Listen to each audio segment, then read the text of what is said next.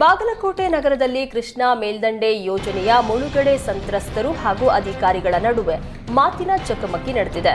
ಕೃಷ್ಣಾ ಮೇಲ್ದಂಡೆ ಯೋಜನೆಯ ಯೂನಿಟ್ 3ಕ್ಕಾಗಿ ಬಾಗಲಕೋಟೆ ಪಟ್ಟಣ ಅಭಿವೃದ್ಧಿ ಪ್ರಾಧಿಕಾರ ರೈತರ ಜಮೀನುಗಳನ್ನು ಸ್ವಾಧೀನಪಡಿಸಿಕೊಂಡಿದ್ದು, ಕೆಲವೆಡೆ ರೈತರಿಗೆ ಸೂಕ್ತ ಪರಿಹಾರ ನೀಡಿಲ್ಲ ಎನ್ನುವ ಆರೋಪ ಕೇಳಿಬಂದಿದೆ. ಅನೇಕ ರೈತರು ಸೂಕ್ತ ಪರಿಹಾರ ನೀಡದೇ ಇರೋದ್ರಿಂದ ತಮ್ಮ ಜಮೀನಿನಲ್ಲಿ ಕಾಮಗಾರಿ ಮಾಡಲು ವಿರೋಧ ವ್ಯಕ್ತಪಡಿಸಿ ಕೈಯಲ್ಲಿ ಕೀಟನಾಶಕದ ವಿಷದ ಬಾಟಲ್ ಹಿಡಿದು ಎಚ್ಚರಿಕೆ ನೀಡಿದ್ರು. ಇನ್ನು ಕಳೆದ 2 ದಿನಗಳಿಂದ ರೈತರು ಹಾಗೂ ಪೊಲೀಸರ ಮಧ್ಯೆ ವಾಗ್ವಾದಗಳು ನಡೆಯುತ್ತಲೇ ಇವೆ. ಈ ಮಧ್ಯೆ ಕೆಲಸಕ್ಕೆ ಅಡ್ಡಿಪಡಿಸಿದ ಕೆಲ ರೈತರನ್ನ ಪೊಲೀಸರು ವಶಕ್ಕೆ ಪಡೆದು ಬಿಡುಗಡೆ ಮಾಡಿದ್ದಾರೆ. ಸೂಕ್ತ ಪರಿಹಾರ ಬರುವವರೆಗೂ ಜಮೀನಿನಲ್ಲಿ ಕಾಮಗಾರಿ ಮಾಡಲು ಬಿಡೋದಿಲ್ಲವೆಂದು ಪಟ್ಟು ಹಿಡಿದಿದ್ದಾರೆ.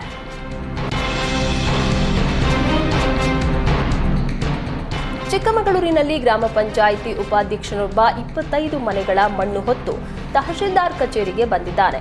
3 ವರ್ಷದಿಂದ ಹಕ್ಕುಪತ್ರ ನೀಡದಿದ್ದಕ್ಕೆ ಸಿಟ್ಟಿಗೆದ್ದ ನಿಡುವಾಳೆ ಗ್ರಾಮ ಪಂಚಾಯತ್ ಉಪಾಧ್ಯಕ್ಷ ನವೀನ್ ಅರೆಬೆತ್ತಲೆ ಪಾದಯಾತ್ರೆ ಮಾಡಿದ್ದಾನೆ. 25 ಮನೆ ಮಣ್ಣನ್ನ ಪುಟ್ಟಿಯಲ್ಲಿ ಹಾಕಿ ತಲೆ ಮೇಲೆ ಹೊತ್ತ ನವೀನ್ ಮೂಡಿಗೆರೆ ತಾಲೂಕು ಕಚೇರಿವರೆಗೂ ಪಾದಯಾತ್ರೆ ಮಾಡಿದ್ದಾನೆ. ಹಲವು ಬಾರಿ ಹಕ್ಕುಪತ್ರಕ್ಕೆ ಮನವಿ ಮಾಡಿದ್ರೂ ಕಂದಾಯ ಇಲಾಖೆ ಯಾವುದೇ ರೀತಿಯಲ್ಲಿ ಸ್ಪಂದಿಸಿಲ್ಲ. ಹೀಗಾಗಿ ಹಕ್ಕುಪತ್ರಕ್ಕಾಗಿ ವಿನೂತನ ಪ್ರತಿಭಟನೆ ನಡೆಸಿ ಜಿಲ್ಲಾಡಳಿತ ಹಾಗೂ ಸರ್ಕಾರಕ್ಕೆ ಎಚ್ಚರಿಕೆ ನೀಡಿದ್ದಾರೆ. ಛತ್ರಪತಿ ಶಿವಾಜಿ ಮಹಾರಾಜರ ಜಯಂತಿ ಪ್ರಯುಕ್ತ ಯಾದಗಿರಿಯಲ್ಲಿ ಬೃಹತ್ ಶೋಭಾಯಾತ್ರೆ ನಡೆಯಿತು.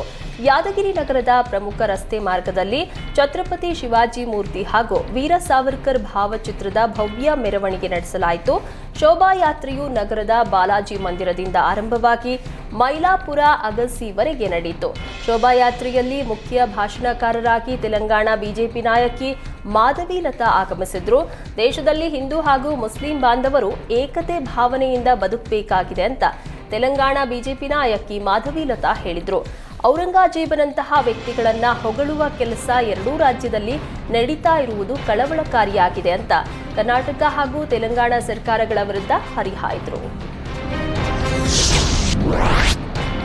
ಡಿಕೆ ಶಿವಕುಮಾರ್ ಹಿಂದುತ್ವದ ಕಡೆಗೆ ತಿರುಗ್ತಾ ಇದ್ದಾರೆ ಎನ್ನುವುದು ಭ್ರಮೆ, ನಾಟಕ ಅಂತ ಶ್ರೀರಾಮ ಸೇನೆ ಅಧ್ಯಕ್ಷ ಪ್ರಮೋದ್ ಮುತಾಲಿಕ್ ಹೇಳಿದ್ದಾರೆ.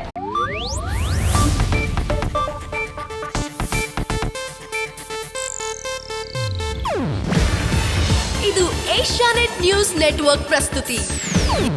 ನೀವು ನೋಡ್ತಿದ್ದೀರಾ ಏಷ್ಯಾನೆಟ್ ಸುವರ್ಣ ನ್ಯೂಸ್.